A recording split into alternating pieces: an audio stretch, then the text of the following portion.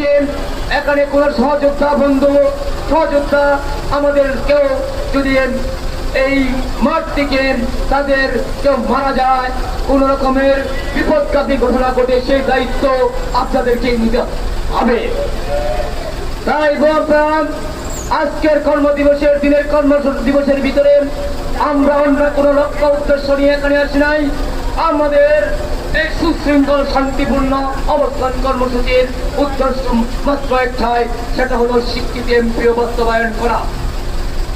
আর আমাদের ঢাকা মেডিকেলে আমরা যখন প্রধান উপদেষ্টার কার্যালয়ের দিকে যাচ্ছিলাম, তখন অনেকে গুরুত পুলিশি লাঠি ছাড়ছে, অনেকে গুরুতর আহত অবস্থা ঢাকা মেডিকেলে আছেন।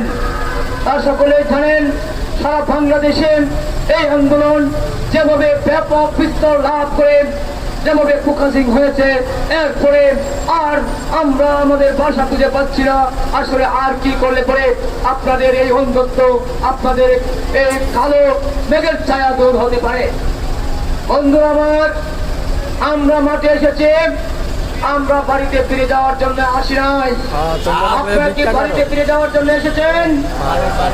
আমরা বিগত 10-15 বছর যাবৎ এই স্কুলগুলো বাসায় বাড়িতে থেকে যেভাবে করে আমরা আপনাদের যেহেতু স্বীকৃতি টুকু পর্যন্ত পাইনি, আপনারা একটি চেকিং ফুট মাত্র দিয়ে এই দায়িত্ব আমরা এই অপেক্ষায় দীর্ঘ